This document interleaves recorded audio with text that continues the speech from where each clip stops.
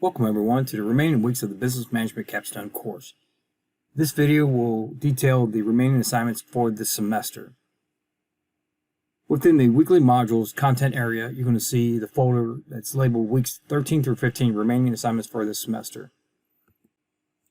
As always, it has the same structure with the learning objectives, the assignment summary, which I'll go over each assignment one by one, course content, and now we get to the assignments. The first one is course participation, weeks 13 through 15, team communication. All this means is if you stay in constant communication with your team, you will receive 100 points for the course participation, weeks 13 through 15. Keep in mind, it's only 100 points total. It's not 100 points for each week. So if I hear from your team that you're not participating, you will obviously not receive the 100 points for the course participation. Next, you have the Case 8 Tesla in 2019. That should be very straightforward to you. Next, we have the Global Simulation Year 15 decisions. Normally, I just say, hey, you have decisions, you know what to do, let's move on to the next assignment. Well, I'm going to pause for a moment. And the reason being is, Year 15, you can just have at it. Meaning that you could take a lot of risk that you would not have done in the past. The reason being is, there is no Year 16 for us. Our simulation competition stops at Year 15. So we don't care about Year 16. We're not moving on to Year 16.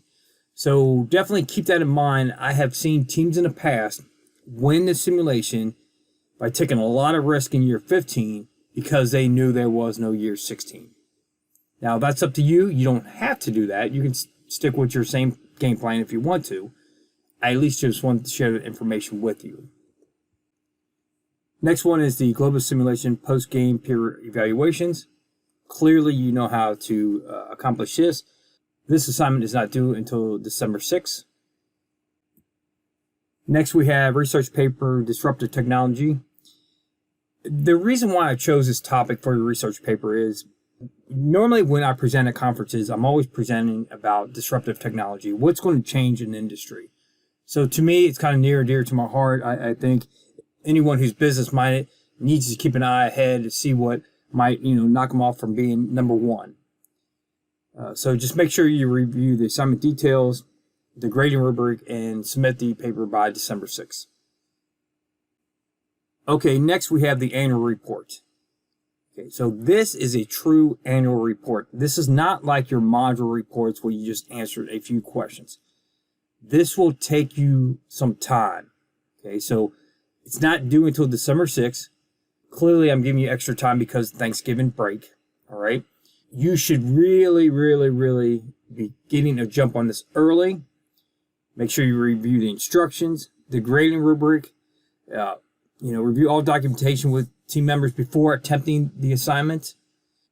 Each team needs to divide up the workload and meet on a regular basis. And of course, once you complete it, go ahead and have one team member submit it to the annual report submission link. Usually the first question I receive when students receive this annual report assignment is, where's my example? As you know, I don't give examples. There are a tremendous amount of examples out on the web of true annual reports by public traded companies that you can go look up yourself. You do not need me. You have to be able to think and learn on your own when you're, in business. And obviously, you also have team members that you can rely upon as well.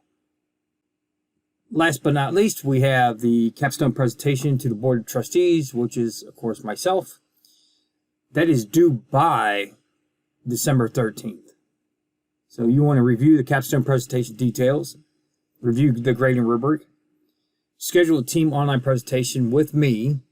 I will attempt to accommodate your requested date and time. I know last time with the introductions, I believe I pretty much was able to accommodate everyone. Keep in mind, you do not have to schedule within my office hours. I know some people work in the daytime, some work at night, some work on the weekends. So whatever works for the team, I will do my best to accommodate you with the presentation. One part I want to say about the presentation is Do not read the slides to me. I don't want to see, 3 paragraphs on one slide and you just read the slides to me. That's what's been happening in the past, or with the bad teams, I should say. And they get deducted a tremendous amount of points because I do not want you to read the slides to me. There should not be 1,000 words on one slide. Also, you should not just be reading something that you typed up prior to the presentation, because it clearly will come across that way. You should know what's on a slide. You should have memorized what you should be saying, and it should come across as natural, not as you're just reading a piece of paper to me. So just keep that in mind. Now let's go ahead and look at the results of year 14 within Globus. Here's the results for year 14. As you can see, everyone had a bad year except one. And this is what I stated in previous weeks. Sometimes breaking even is winning. JMM, they didn't gain, but they did not lose. So keep that in mind. So let's go through the scoreboard here because things change with year 14. Company A, -9, B, -2, I, -17. So they dropped from second to third. They've been pretty steady up top. Company D, -13. Like I said, JMM stay the same. G-Stone, -14. Now, I'm not going to get onto them because they've been doing tremendous, but this is where if they would have had a good year on the plus side, they could have made a run for the top. So they're still doing great. They've made a tremendous comeback, so keep it up, G-Stone. Company C, 22. Oh, that hurts. Company E, -12. And then you got Company F, -20. And, I know Company F doesn't want to hear it, but they could not afford to lose 20. They lost the second most amount of points in that year. The only one who lost more was Team C with 22. And Company H lost 14. Okay, Company H, you could not afford to lose one single point. Last year, if I'm not mistaken, you broke even, so I said that's okay. You're out of it, unfortunately.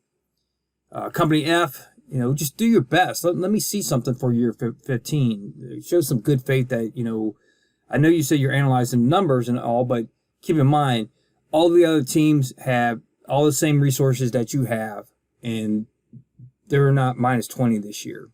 And they're not sitting at a weighted score of 52. So other teams don't have an advantage that you don't. Next, we have the game to date.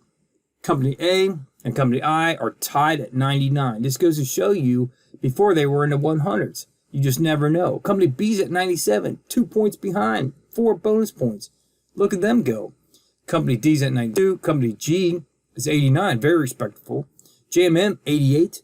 I've always said be in the high 80s, or mid to high 80s, and you got a shot. Then we got Company C at 85. Great job. They're in the mix. Company E, 73. It's pretty low. Company F, 66.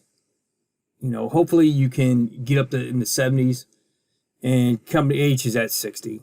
By far the lowest score I've ever seen in the simulation with year 14. So your goal, Company C, is at least try to get to 65. Get on the positive side. Do not drop into 50s.